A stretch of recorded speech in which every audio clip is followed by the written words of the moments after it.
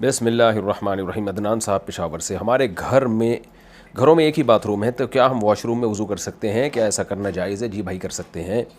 ارشاد بنگش پشاور سے، والد وفات ہو گئے ہوں اور پیچھے صرف ماں اور ایک شادی شدہ بیٹی اور شادی شدہ بیٹا رہ گیا ہو اور کل جائیداد 10 مرلے ہو تو سب کو کتنا حصہ ملے گا؟ دیکھیں، والد صاحب کی وفات ہو گئی، صرف ان کی بیوہ ہے، ایک شادی شدہ بیٹی اور شادی شدہ بیٹا ہے، والد صاحب کے والدین بھی نہیں ہیں۔ یہ بھی اگر ایسا نہ ہو تو پھر کیا ہوگا کہ بیوہ کو 8واں حصہ ملے گا، یعنی کل جائیداد کو 8 پہ تقسیم کریں گے، یعنی 12.5%۔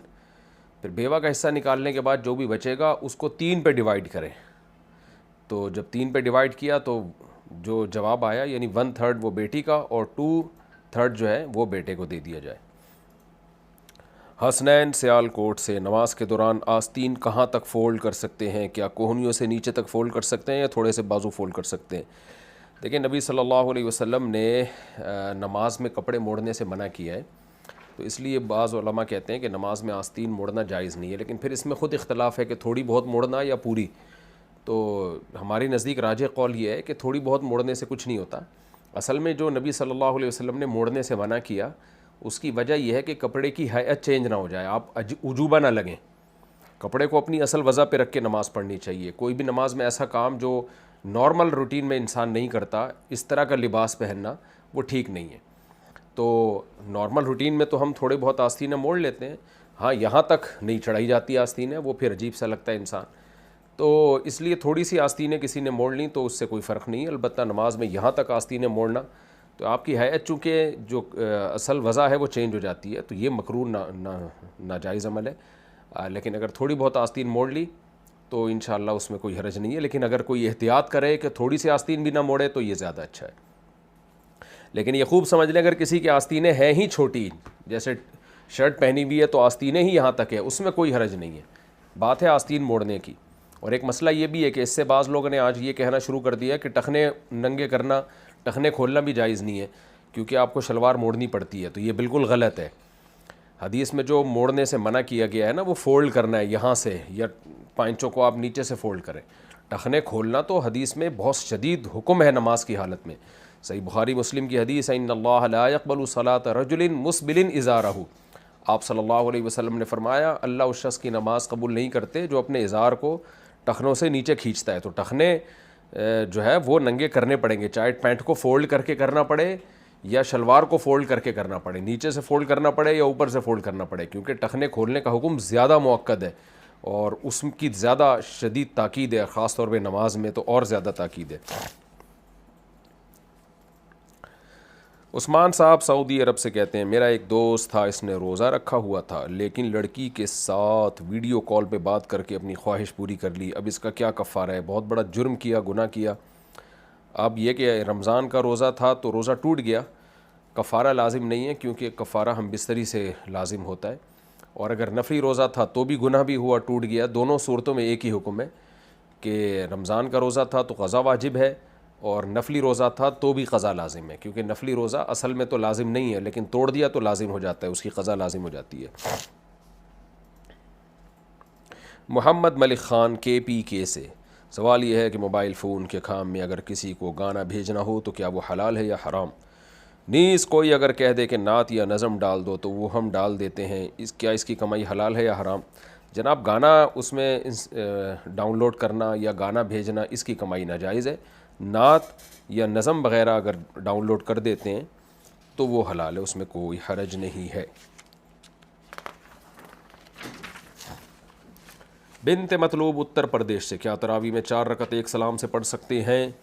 پڑھ سکتے ہیں، جائز ہے، لیکن بہتر یہی ہے کہ 2 رکعتیں کر کے پڑھیں جو صحابہ کا طریقہ تھا۔ بنت مطلوب اتر پردیش سے، داماد کو بغیر بتائے زکوٰۃ دے سکتے ہیں؟ جی دے سکتے ہیں، دل میں نیت کر لیں اور زبان سے اس کو گفٹ یا ہدیہ کے نام پہ دے دیں۔ محمد ثاقب انڈیا سے، کیا پیر اور جمعرات کے دن رمضان کا قضا روزہ رکھتے وقت پیر اور جمعرات کے سنت روزے کی نیت بھی کی جا سکتی ہے؟ کیا اس طرح رمضان کے روزے کے ساتھ ساتھ سنت روزے رکھنے کا بھی ثواب ملے گا؟ نہیں، سنت روزہ الگ ہے، قضا روزہ بالکل الگ ہے۔ تو پیر اور جمعرات کو آپ نے اگر رمضان کے روزے کی نیت کر لی تو پھر پیر جمعرات والے روزے کا ثواب نہیں ملے گا۔ محمد سہیل یو پی سے، ہمارے ملک میں گائے ذبح کرنا منع ہے، لیکن قصائی گائے ذبح کر کے گوشت فروخت کرتے ہیں، تو کیا ہم اس گوشت کو کھا سکتے ہیں یا نہیں کھا سکتے ہیں؟ بھائی گائے تو ذبح ہو ہی گئی ہے، اس کے گوشت کے کووں کو کھلائیں گے کیا؟ پاکستان سے کسی نے پوچھا، میں نے گھر میں کبوتر پالے ہوئے ہیں، بلی آ کر کبوتر اور چوزوں وغیرہ کو کھا جاتی ہے، میں بہت پریشان ہوں، کیا بلی کو مارنا جائز ہے؟ بلی آپ کے کبوتروں کو مار رہی ہے اور آپ پوچھ رہے ہیں کہ میں بلی مار سکتا ہوں یا نہیں؟ کیا بلی مجھ سے پوچھ کے یا کسی مفتی سے پوچھ کے آپ کے کبوتر اور چوزوں کو کھا رہی ہے؟ جب وہ بغیر پوچھے آپ کے چوزوں اور کبوتروں کو کھا رہی ہے تو آپ بھی کسی سے پوچھے بغیر بلی کو کھا جائیں، یعنی کھانے کا مطلب مار دیں، آپ اس کو بھگا دیں۔ مارنے کی کیا ضرورت ہے، تھیلے میں ڈال کے کہیں دور چھوڑا ہے نا۔ تو جانور پہ بھی شریعت نے رحم کا حکم دیا ہے۔ بہرحال اگر پھر بھی باز نہ آئے تو پھر مار بھی سکتے ہیں، لیکن مارنے کا طریقہ ایسا اختیار کیا جائے جس سے اس کو تکلیف کم سے کم ہو۔ امریکہ سے کسی نے پوچھا ہے، شدید بیماری کی وجہ سے پاکستان میں ایک روزہ نہ رکھنے پر کتنی رقم فدیہ دینی ہوگی؟ بھائی بیماری کی وجہ سے فدیہ نہیں دینا ہوتا، بعد میں روزہ قضا کرنا پڑتا ہے۔ اگر بیماری ہے تو بعد میں قضا کر لیں، سردیوں میں کر لیں جب دن چھوٹے ہوتے ہیں۔ اگر وہ بھی ممکن نہ ہو، طبیعت اتنی خراب ہے کہ پاسبل ہی نہیں ہے، تو پھر ایک روزے کا فدیہ ہے 2.25 کلو گندم یا اس کی قیمت، بعض علماء کے نزدیک 1.25 ہے، احتیاط 2.25 میں ہے، 2.25 کلو گندم یا اس کی قیمت صدقہ کر دیں، یا غریب کو 2 ٹائم کا کھانا کھلا دیں۔ شہریار لاہور سے، ہم 2 بندے ایک دکان کے مالک ہیں، میں اگر اپنی دکان کے مال کی زکوٰۃ دیتا، مجھے اگر اپنے دکان کے مال کی زکوٰۃ دینی ہو تو کیا میں پورے مال کی زکوٰۃ دوں گا یا آدھے مال کی؟ اور زکوٰۃ کے پیسے سے کھانا کھلا سکتے ہیں؟ دیکھیں ایک دکان کے مالک ہیں، اگر کاروبار آدھا آدھا ہے نا تو پھر آدھی زکوٰۃ آپ پہ بنے گی، پوری زکوٰۃ آپ پہ نہیں بنے گی، تو آپ آدھی دے دیں، اور اس کی زکوٰۃ اگر آپ نہیں دیتے تو آپ پہ گناہ نہیں ہوگا، آدھی زکوٰۃ آپ دے دیں جو آپ پہ بنتی ہے۔ باقی زکوٰۃ کے پیسے سے کھانا نہیں کھلا سکتے، کھانے کا مالک بنانا پڑے گا، یعنی کھانا ڈبے میں پیک کر کے اس کو ہینڈ اوور کر دیں، بھائی تمہاری مرضی، اب کھاؤ بیچو، تو پھر وہ کھا لے یا بیچ دے، اس کی مرضی ہے، تو تملیک ضروری ہے۔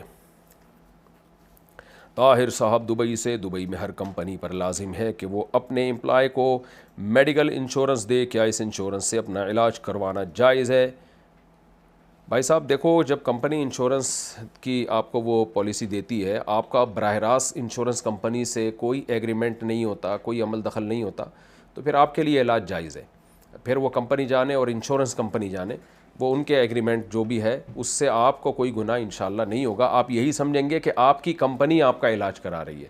ہاں آپ کی کمپنی کو گناہ ہوگا کہ وہ انشورنس کمپنی سے ایگریمنٹ کیوں کر رہی ہے، کیونکہ انشورنس کمپنی سے جو انشورنس میں جو معاہدہ ہوتا ہے وہ ناجائز ہے، غرر اور ربا سود کی وجہ سے۔ باقی وہ بھی اگر قانون مجبور ہے تو پھر اس کو بھی ایگریمنٹ میں گناہ نہیں ہوگا۔ باقی کتنی ارننگ اس کے لیے حلال ہے، انشورنس سے کتنا کلیم کر کے پیسہ لینا، وہ مسئلہ ایک الگ ہے، اس کو میں کئی بار بیان کر چکا ہوں اس پر۔ انیس فاطمہ گجرات، اچھا ایک اور ہے، امیزہ، میرے پاس 5 تولے کے قریب گولڈ ہے اور کیش میں کچھ بھی نہیں ہے، نہ کوئی اور سامان تجارت یا چاندی، کچھ بھی نہیں ہے، شوہر کا کاروبار ہے تک، تو کیا مجھ پر زکوٰۃ واجب ہے؟ اگر واقعی 1 روپے بھی نہیں ہے آپ کے پاس 5 تولے سونے کے علاوہ، تو پھر سونا کا نصاب 7.5 تولے ہوتا ہے، تو پھر آپ پر زکوٰۃ لازم نہیں ہے، لیکن عام طور پر ایسا ہوتا نہیں ہے، 1 آدھ روپے تو ہو ہی جاتا ہے، تو اس لیے بہتر ہے کہ زکوٰۃ دے دیں۔ بہرحال اگر نہیں ہے تو پھر نہیں ہوگی زکوٰۃ۔ انیس فاطمہ گجرات سے، مغرب کی نماز کس وقت تک پڑھی جا سکتی ہے؟ دیکھیں مغرب کی نماز عشاء کا وقت داخل ہونے سے پہلے پڑھنا لازم ہے، لیکن اتنی تاخیر درست نہیں ہے مغرب میں۔ مغرب میں تاخیر مکروہ ہے، ہاں سفر میں ہو تو تاخیر ہو جائے تو کوئی حرج نہیں ہے، یا بیماری سے تاخیر ہو جائے، کوئی عذر ہو تو پھر تاخیر کی گنجائش ہے، لیکن نارملی مغرب میں اتنی دیر کرنا یہ ٹھیک عمل نہیں ہے، مکروہ عمل ہے، ناپسندیدہ عمل ہے۔ باقی قضا نہیں ہوتی جب تک عشاء کا وقت داخل نہ ہو جائے۔ محمد حارث انڈیا سے، میری عمر 17 سال ہے، میں نے 16.5 سال کی عمر سے نماز پڑھنا شروع کی، اس سے پہلے میں کبھی پڑھ لیتا تھا کبھی نہیں پڑھتا تھا، جب مجھے پتہ چلا کہ نماز چھوڑنے سے اسلام سے خارج ہو جاتے ہیں تب سے میں نے نماز نہیں چھوڑی، میری پہلی نمازوں کا کیا حکم ہے؟ دیکھیں جمہور علماء کے نزدیک یہ جو حدیث میں آتا ہے نا، جو نماز چھوڑ دے وہ کافر ہے، تو یہ حدیث اپنے ظاہر پر نہیں ہے. یہاں کفر سے کفر دون کفر مراد ہے، یعنی چھوٹے درجے کا کفر یا کفر کے قریب پہنچ جاتا ہے انسان. تو اس لیے آپ نے جو نمازیں چھوڑی آپ کافر تو نہیں ہوئے، لیکن بہت بڑا جرم کیا آپ نے. اللہ تعالیٰ آپ کو معاف کرے، کیونکہ اسلام میں نماز چھوڑنے سے بڑا جرم کوئی ہے نہیں. تو آپ اللہ سے توبہ کریں اور جو اندازہ لگا کے جو قضاء عمری ہے کتنی نمازیں بنتی ہیں ان کو ایک ایک کر کے آپ قضا کر لیں، اور وطر بھی قضا کرنے پڑیں گے کیونکہ وہ بھی لازم ہے. اگرچہ وہ اس طرح فرض نہیں ہے جیسے 5 نمازیں فرض ہیں، لیکن وہ معاف بھی نہیں ہے.